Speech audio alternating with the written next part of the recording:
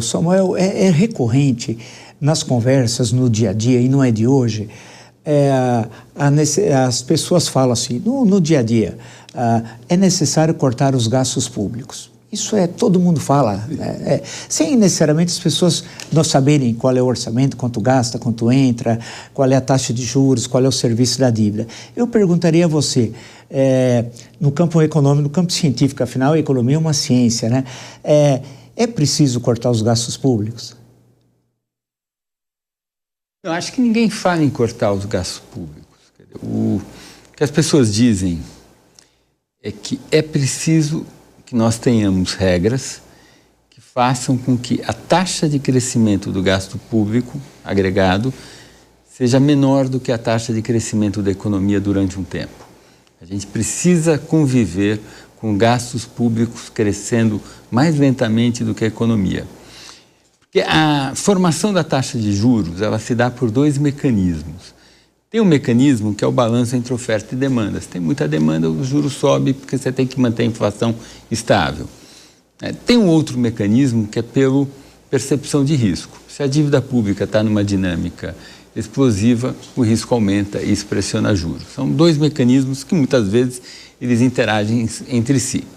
A gente tem um problema, que aí é um problema que não está associado a esse ou aquele partido, que lá nos idos de 2006 eu chamei de contrato social da redemocratização, que é um desejo que a sociedade brasileira se pronunciou na Constituinte de 88 e em todas as eleições em seguida tem se pronunciado dessa forma, que é construir no Brasil um estado de bem-estar social. A gente quer ter a aposentadoria pública, a gente quer ter o seguro-saúde, uma série de serviços públicos, de seguros públicos, e eles requerem um aumento do gasto público. E aí, eles requerem um aumento do gasto público a uma velocidade maior do que a velocidade de crescimento da economia. E essa é uma situação que não pode permanecer para sempre. Eu não consigo aumentar os gastos públicos mais rapidamente do que a economia o tempo todo. Uma hora ela gera uma crise. E os juros elevados no Brasil, no meu entender, eles são desde 2006, 2007, a expressão dessa inconsistência, esse desejo da sociedade de ter um gasto público que cresça mais do que a economia e o fato disso, a médio prazo, ser inconsistente. Você pode me perguntar, mas Samuel, por que você disse 2005, 2006? Porque até 2005... Eu assumi o Ministério em 2006. Não. Até 2005, 2006, a gente tinha um problema de fragilidade externa. Então, a fragilidade externa tinha uma componente importante na formação da taxa de juros brasileira. A gente teve o período lá do Gustavo Franco, do câmbio fixo, depois nós tivemos um período lá com Armínio Fraga, mas ainda com poucas reservas, e se a gente olhasse o risco para o Brasil, ele era muito forte. E aí, naquele período, o peso maior na formação da taxa de juros elevada no Brasil era a fragilidade externa. Fragilidade, explica só para quem nos acompanha. Fragilidade externa é o seguinte: o país faz uma coisa errada, o câmbio desvaloriza. A gente tem dívida em dólar. O câmbio desvaloriza, a nossa dívida em dólar aumenta. O risco aumenta mais, o câmbio desvaloriza mais, você tem um círculo vicioso. Então, a gente tinha essa situação... E poucas reservas também, né? Até 2005, porque a gente tinha poucas reservas e tinha uma dívida em dólar. Em 2005, 2006, 2007, essa situação foi resolvida. O Brasil pagou a dívida externa dele e acumulou, na gestão do ministro Guido Mantega, os 350 bilhões de reservas, 15% do PIB de reservas. As reservas tiraram uma fonte de risco grande, que inclusive era um dos elementos que formavam os juros elevados no Brasil.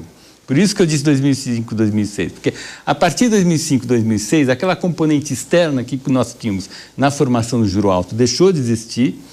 Os juros até caíram, mas eles se estabeleceram ainda no nível muito alto e estão no nível muito alto até hoje.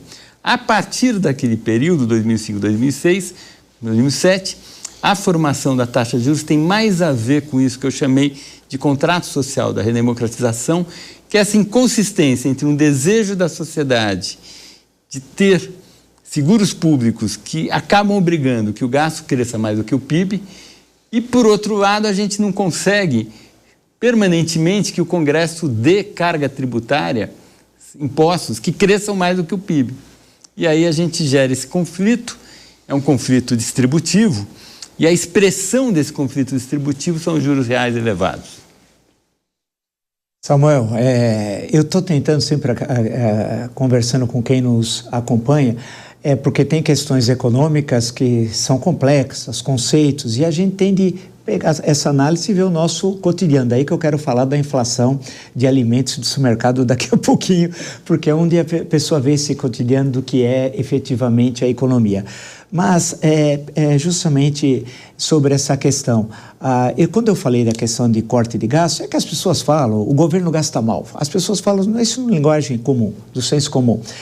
Precisa cortar os gastos, os impostos são muito altos no Brasil.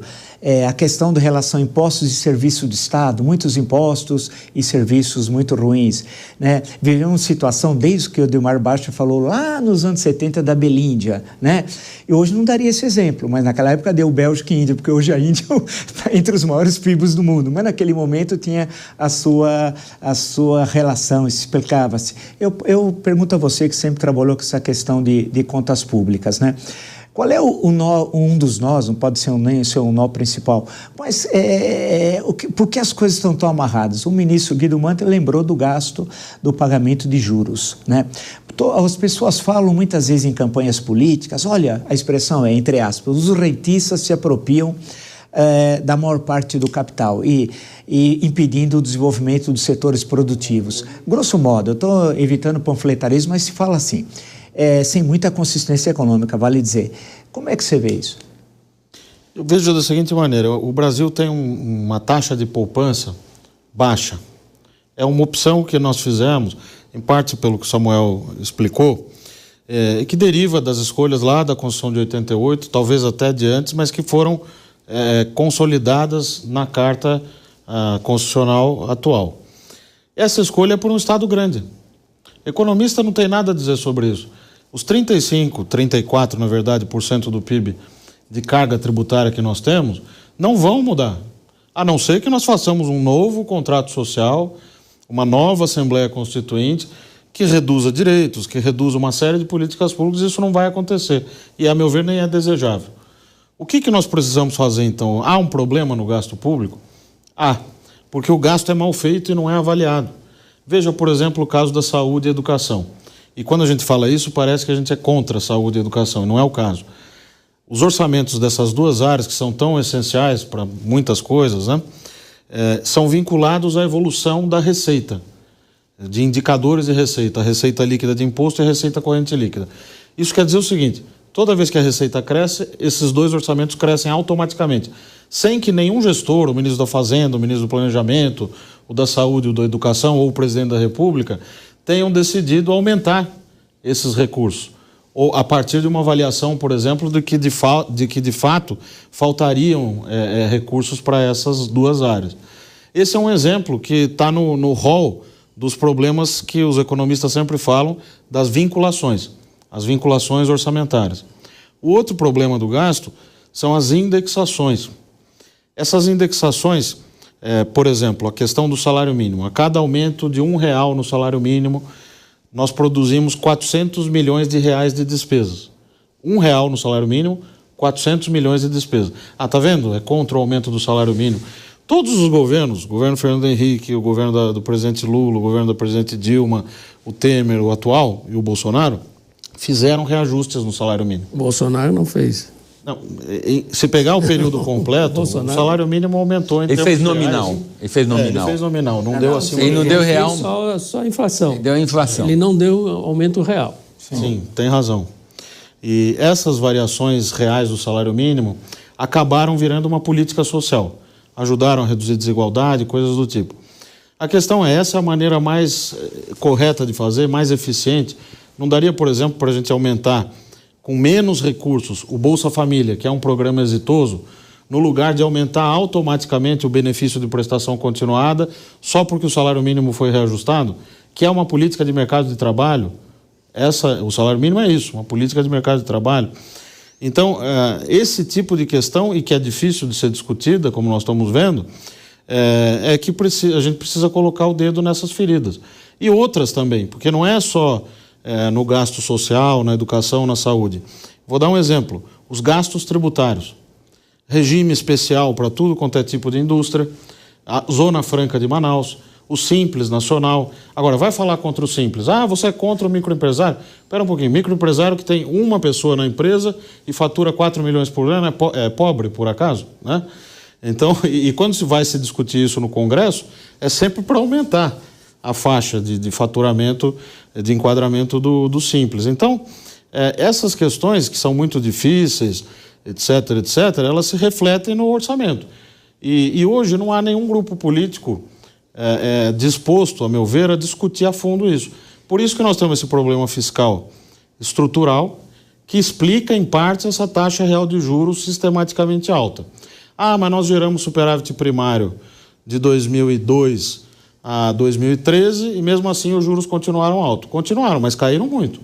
Os juros caíram, eram 45% em 1999 e despencaram nesse período, mas ainda num nível muito alto.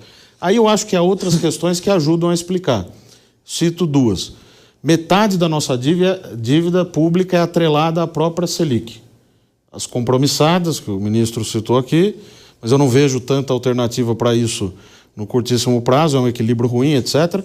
E as LFTs, as letras financeiras do Tesouro. Então, metade da dívida, toda vez que o Banco Central aumenta o juro, todo mundo que tem título público fica mais rico. Você gera um efeito renda que pressiona a demanda e pressiona a inflação. É difícil explicar, eu já discuti isso muitas vezes com o Samuel, inclusive, o peso disso no nível da taxa de juros, mas que ele existe, existe. E uma outra questão é que a nossa conta capital e financeira do balanço de pagamentos é escancarada.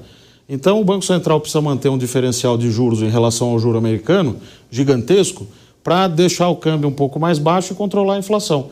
Então, você tem, de um lado, questões que são de política cambial e política monetária e gestão da dívida pública, e, de outro, sim, a má qualidade do gasto, o excesso de indexação, o excesso de vinculações. Essas duas últimas questões ninguém quer, nesse momento, discutir.